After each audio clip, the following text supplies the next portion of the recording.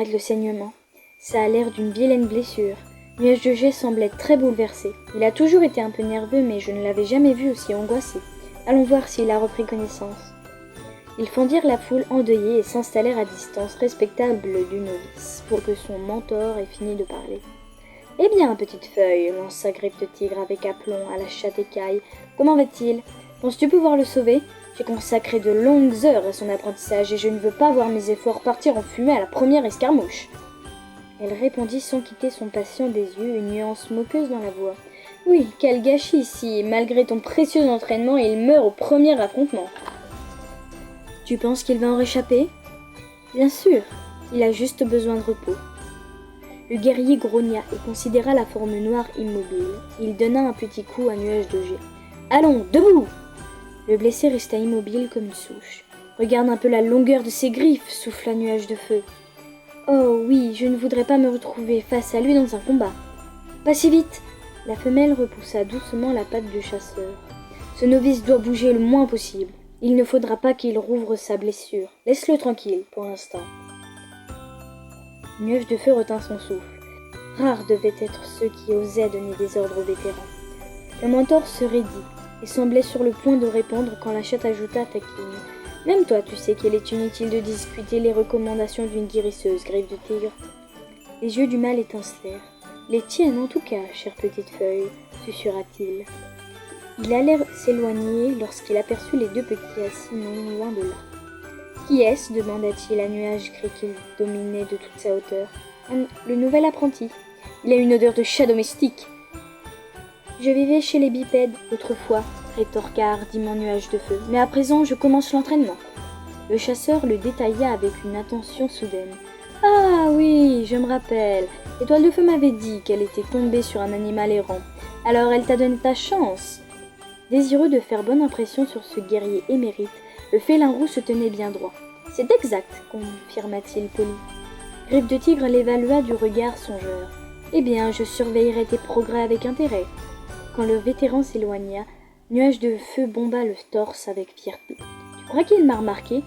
Je ne crois pas qu'il se soucie de qui que ce soit, surtout pas d'un apprenti, » lui chuchota son camarade. C'est alors que le malade frémit et remua les oreilles.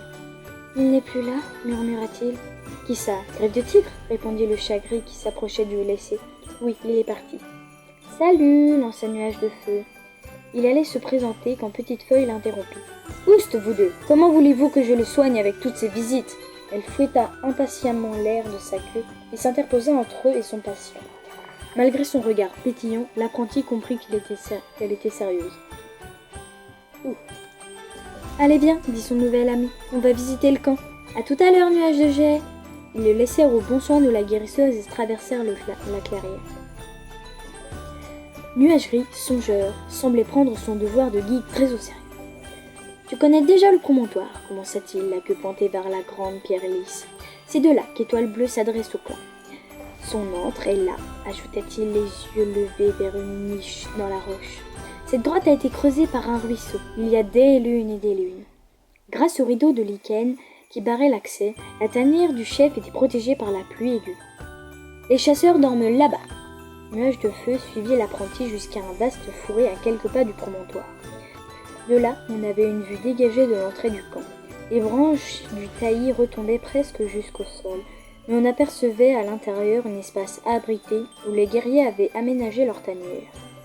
Les vétérans s'installent au centre, là où il fait le plus chaud.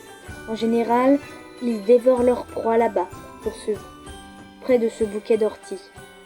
Les plus jeunes mangent un peu à l'écart. Parfois, les aînés les invitent à partager leur repas. C'est un très grand honneur. « Et les autres chats » demanda Nuage de Feu, fasciné mais un peu dépassé par les usages compliqués de la tribu. Les reines partagent les quartiers des mâles quand elles peuvent chasser, mais dès qu'elles attendent des petits ou qu'elles les allaitent, elles couchent près de la pouponnière. Les anciens ont leur propre tanière de l'autre côté de la clairière. « Viens, je vais te montrer. » Ensemble, ils traversèrent le camp et passèrent près du coin sombre où Petite Feuille avait son repère. Ils firent halte près d'un arbre abattu qui dérompait au regard un carré d'herbe touffue. Tapis sur le matelas de verdure, 4 vieux félins s'attaquaient à un jeune lapin dodu. C'est sûrement Nuage de Poussière et Nuage de Sable qui leur ont amené à manger. L'une des tâches d'un novice consiste à ravitailler les anciens.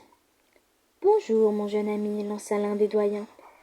Petite oreille, répliqua le chasse cendré qui s'inclina avec respect. Et voilà notre nouvel apprenti, nuage de feu, n'est-ce pas s'écria un matou plus sombre.